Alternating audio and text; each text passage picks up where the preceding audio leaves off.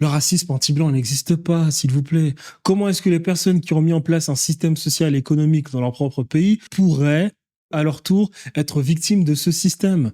Au lieu de vous hâter à faire du sensationnalisme sur les réseaux sociaux, ayez ce qu'on appelle de la conscience. L'intelligence, c'est de la conscience. Qu'est-ce que la conscience? Qu'est-ce que l'intelligence? Voilà ce que l'intelligence, très simple. Vous entendez une information, sachez que derrière cette information, il y a tout un fond de vérité.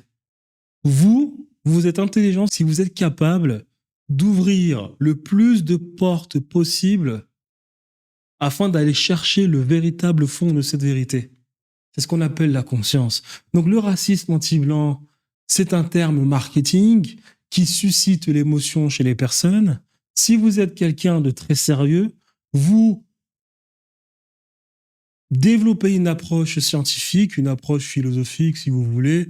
Cette approche s'intitule causalité première, causalité historique, causalité scientifique. Et quand vous le faites, vous vous rendez très vite compte qu'en fait, le système ou bien la démagogie qu'on appelle le racisme anti-blanc est une résultante d'une adaptation des intérêts du capitalisme, un capitalisme qui est contrôlé par une certaine caste en société.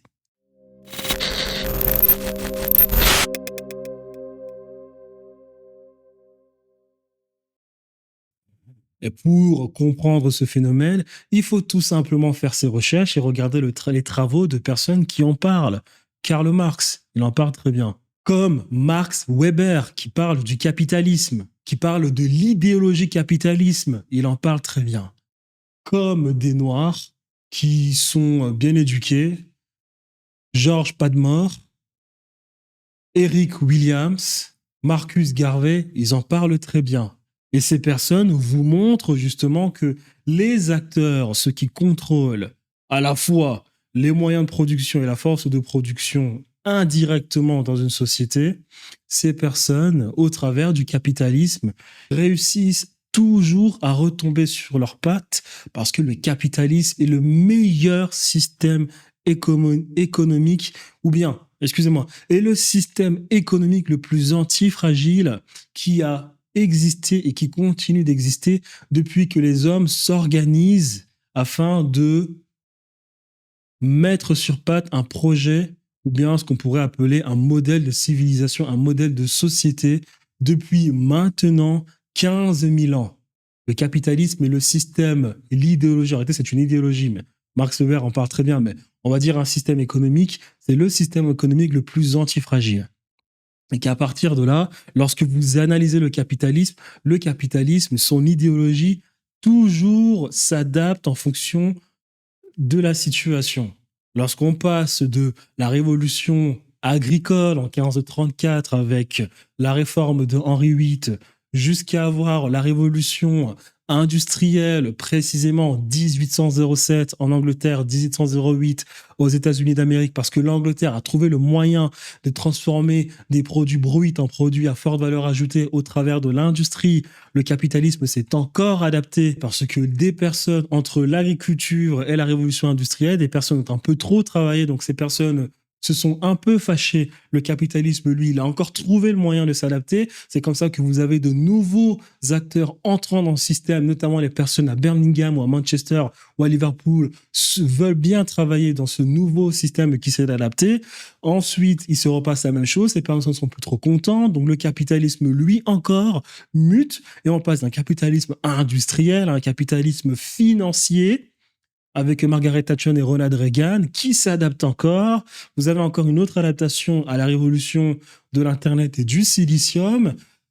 Encore des personnes fâchées. Alors, bien avant, c'était avec les gens de Jean Jaurès, le socialisme. Il y a eu des gens fâchés. Il y a eu une nouvelle révolution, la révolution de l'Internet. On s'est rendu compte que l'Internet était encore un meilleur moyen de faire du business. Et suite à la révolution de l'Internet, il y a encore une révolution parce que trop de prud'hommes, trop de personnes qui en ont marre du capitalisme. Et là, on retrouve encore un nouveau moyen de s'adapter. C'est le capitalisme de l'économie, de la connaissance et donc de l'IA. Et là, vous avez maintenant Amazon et Facebook qui se débarrassent littéralement de 600 jobs par entreprise afin de mettre des robots qui, eux, ne vont pas se plaindre. Donc, à chaque fois, le capitalisme s'adapte et il s'adapte sur le terrain, c'est-à-dire dans la manière où on peut accumuler du capital, et il s'adapte aussi idéologiquement, où dans les débuts, au niveau de l'agriculture, au niveau du capitalisme industriel, on vous disait que vous étiez les êtres les plus intelligents, que les Blancs, c'est les Blancs, à partir de 1681, et cette constitution, cette tentative de créer un État déjà en Nouvelle-Angleterre par les Américains, on vous parlait déjà de constitution, on vous parlait déjà qu'on ne veut attirer que les personnes blanches. Il y a littéralement des textes de Benjamin Franklin qui vous dit que l'Europe n'est pas si blanche que ça, qu'il y a trop de personnes basanées, et là on a le nouveau moyen, on a une nouvelle opportunité d'aller en Nouvelle-Angleterre. Après avoir enculé les Hollandais qui, eux, avaient plutôt nommé le territoire le Nouvel Amsterdam, il y a cette nouvelle opportunité maintenant de réunir que des Blancs. Eh bien, il faut qu'on crée une idéologie et il va falloir à tout prix protéger cette idéologie. C'est comme ça qu'on a éduqué les personnes pour leur faire croire que ces personnes étaient supérieures aux autres. Et on s'est rendu compte que ça ne pouvait plus marcher parce que ces personnes, on les a trop exploitées. On a trop exploité leur force de production. Et on a exploité leur force de production, il fallait trouver une solution. Et c'est comme ça qu'on arrive à l'universalisme, c'est comme ça qu'on fait entrer dans le pays des personnes qui, elles, ne sont pas aussi éduquées que les autres pour ce qui est des droits, de la Constitution, de libertés individuelles, la liberté civile, le social et tout ce qui en découle. Cette idéologie et ce système de prédation s'adaptent toujours. Et l'incompréhension de tout ce que je viens d'expliquer vous donne des personnes qui vous parlent de racisme anti-blanc. Alors qu'en réalité, ceux qui gèrent le système, eux, en réalité, non, ils n'ont jamais cessé de penser comme ils pensaient à l'époque déjà des pères fondateurs, Jay, Madison, Adams, Franklin, Washington, Jefferson. Les personnes qui parlent de racisme anti-blanc, en réalité, sont des personnes qui ne se sont pas posé les bonnes questions. Et Marion Maréchal, elle, je pense qu'elle connaît l'envers du décor pour ce qui est de cette mode de racisme anti-blanc, mais étant donné qu'elle fait de la réaction et du sensationnalisme, elle ne se gêne pas d'en parler. Le problème avec ce système, c'est qu'il est contrôlé par une classe élite qui se sert de ce dernier-là pour arriver à ses fins, car cette classe ayant un amour pour l'argent a d'abord modulé les consciences de sa population pour faire miroiter à ces populations qu'elles étaient les populations supérieures, qu'elles étaient les populations ultra intelligentes, les populations blanches, et que ces populations étaient élues d'une destinée manifeste.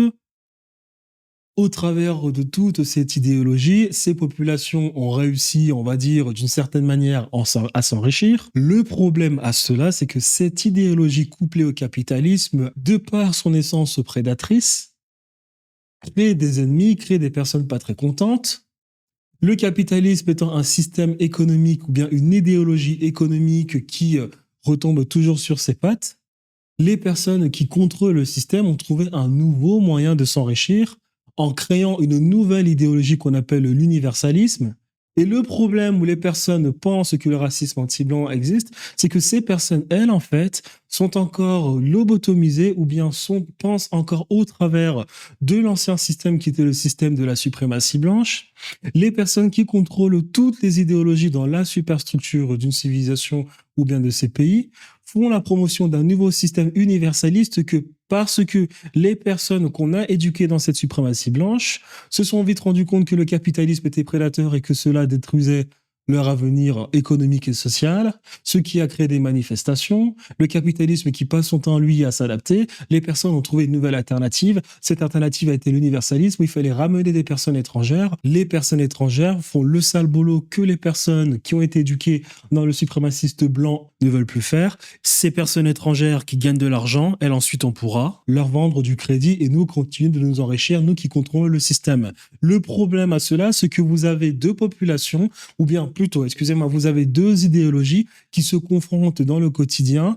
Le problème à cela, c'est que des personnes fonctionnent encore avec un ancien système, le système de suprématie blanche, et que ces personnes ne comprennent pas ce qui se passe parce que une nouvelle idéologie dans leur pays prend de la place, l'universalisme. Et puis vous avez maintenant du coup ces deux idéologies, le suprémacisme et l'universalisme qui sont en plein duel. Et c'est comme ça que les personnes, en fait, pensent qu'il y a du racisme anti-blanc, alors qu'en réalité, les choses n'ont pas changé. Les personnes qu'on ramène dans leur propre pays sont aussi victimes de ce racisme. Ces personnes ne sont pas contentes parce qu'elles ne comprennent pas que maintenant, le capitalisme se sert de l'universalisme pour continuer, lui, de vivre. Et en fait, nous avons une situation ultra compliquée où bon nombre d'intérêts divergent. Et dans toute cette ambiance-là, des personnes ensuite vous parlent de racisme anti-blanc, alors qu'en réalité, ce racisme-là anti-blanc n'existe pas parce que les maîtres de l'idéologie, les maîtres du système, eux, leur système mémoire n'a toujours pas changé, leur vision de l'étranger n'a toujours pas changé, c'est toujours la même, mais ils utilisent l'universalisme tout simplement pour continuer à vivre aux dépens de la force de production des autres.